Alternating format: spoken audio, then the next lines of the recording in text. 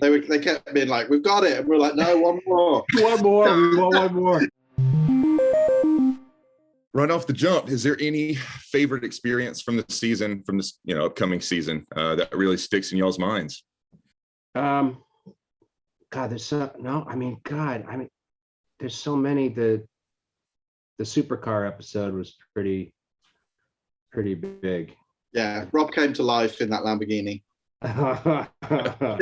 There was collective fear when there was like 200 miles an hour. We're going to get Rob to get up there, and then the noise when it came past was spectacular. So I think that was my favorite moment, watching you come past full throttle, that thing absolutely screaming. It was awesome. A crew member took a little movie of that, of me just passing, and I have to admit, I still watch it. Every once in a while, I'll just watch it. Yeah, that is fair. That was pretty exciting. Also, jumping in the Ram TRX. Oh God, I believe in the show they only have us jumping once, because why not? But we jumped that like 7 times, I think. They kept being like, "We've got it," and we're like, "No, one more, one more. We want one more, one more." Yeah. We've got another one in us. It's fine. Yeah. That was good. I like the NAS vans as well. The minivan NASCAR race was spectacular. That was huge. It was annoying because for the first time ever, Dax had chosen something that actually worked. Yeah, and was considerably faster than everyone else's. But just being on the track with like Jensen Button and all these guys in these vans and trying to crash into them was I had just finished a review of the Toyota Previa and just celebrating this car, and it's not the right choice for a race like that. So the review was before the race, then the race into the review, unfortunately, huh? Oh, I was so excited about that thing. Yeah. As you should be. The Previa is kind of an underrated mid-engine sports car. Exactly. It's true. That was my point. It even came in a stick at some versions. Because I think the producers came to us, they wanted to do like, we hate minivans, and we were all like, oh no, we love minivans. We were like, Dax has got one. I used to have one. Dax always has one. You've had them. Yeah. And we were like, no, they're awesome. Like, let's do something cool. Then like celebrate them. And so that's where that all came from. Basically, we were only car guys love wagons and minivans, at least in the United States. At least here, it's only us that like them. Utility is much underrated. We need to get rid of crossovers and get back to stuff that actually does what it's meant to do. Thank you. Couldn't agree more. Can't be the practicality. Yeah. So, I mean, moving forward, did you guys, what's it like working together? Do you guys ever have any moments pulling pranks and doing some behind the scenes stuff that maybe didn't make it to the camera, but Jethro's a real George Clooney out there on the set. Now, I don't know if there isn't any pranks that aren't on film that you guys haven't or won't see. I think the downtime is mostly spent figuring out the next thing we can jump rather than like it's trying to.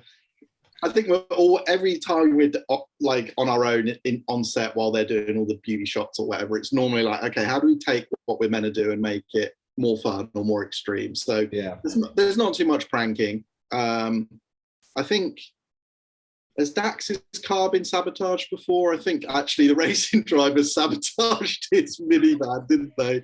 Because we all realised his Honda was going to be the one to have, so they sabotaged it. But then it got fixed just before we started. That's right. Which was disappointing. It would have been fun to see. He was not a happy bunny. If you had to put a round number on it, how many cars do you think this season you guys crashed into something? Anytime we didn't have a brand new press car, you crashed it into something. We crashed it into something or each other. Yeah. So that junkyard episode we did, me and Dax, I don't think either of us have ever been happier in our lives. Like, it was so good. And I had a tank basically. Poor Rob had like a Coke can with some wheels on it. So for him, it was terrifying. But for us, it was like all bets are off, just crash into each other as much as possible. We were having such a blast, and they just smashed my car to pieces after like the third lap. And then, so I was out, and they were just racing the whole time, and I was watching them. We were going to do 3 laps, and I think we ended up doing about 30 laps of that thing. Yes, at one point, I was stopped, hidden in an alleyway of cars, waiting for Dax to come past so I could T-bone him. And he was, unbeknownst to me, on the other side of the course, hiding in an alleyway of cars, hoping to do the same. So we were just both waiting for that moment. And then, meanwhile, I'm on the other side of the course trying to get my door open, but it's been smashed shut. But that was, I mean, yeah, go nuts in a junkyard with a tank like that. I mean, I would do that episode all over again. Yeah, every day. It was so great. So much. Were there any that you absolutely would not want to do again? Like any episodes, we'll say, or moments from episodes? One and done? I don't think so. I mean, the military one was really intense, but ultimately it was pretty exciting. I mean, Death Valley in the Rolls Royce with no aircon probably wasn't a huge amount of fun. No, yeah. I mean, but looking back on it, I guess I remember most like just how reliable that car ended up being. Like, I did not think it was going to make it. None of them. And it made it, but that was a hot day. That was really hot. These guys just like, I pulled over at a gas station, and they opened the window and they poured bags of ice onto my lap, which at first I was like, why on my lap? But it actually it cooled me down. But yeah, ice will do that. Yeah. What was something like a major takeaway from the season that any sort of lessons learned or something that you're always going to really hang on to throughout the shooting of the second season? I mean, for one, like for the first season, we were stuck in sort of the California high desert, right? And the second season, we got to go a lot more places.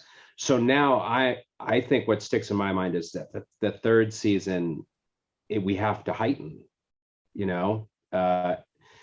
and we what does that mean?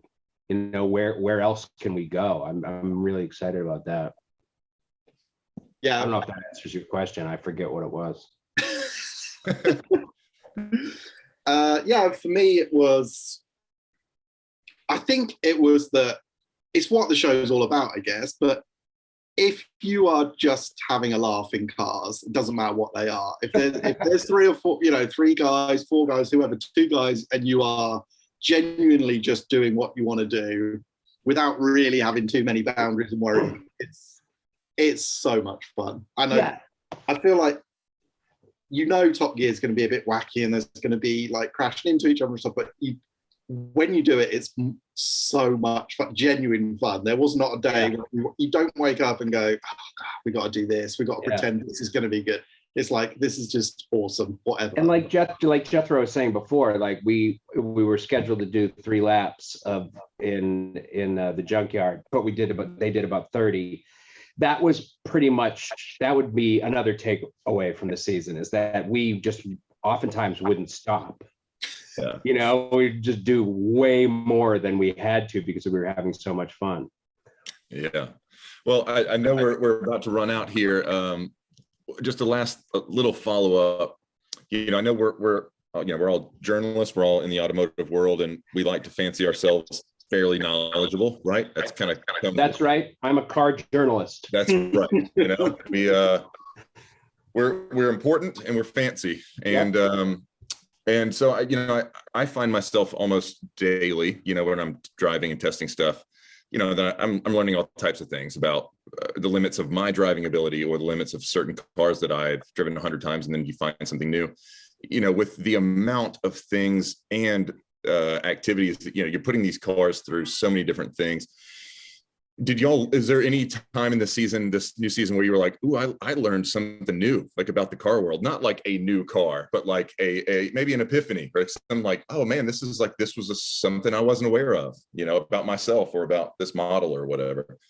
I think Jethro should take this one because I learn something every day. I was going to say, Rob's on this epic, steep learning curve, just because for me, and almost to my shame, I realized I actually really do like off-roading, which I never thought I would. Almost to my shame. I like driving fast. Yeah, you got a redneck in you, man. You have a redneck in you, I swear. I actually like it. It's know. Cool. I know you got the accent, my man, but your name is Jethro.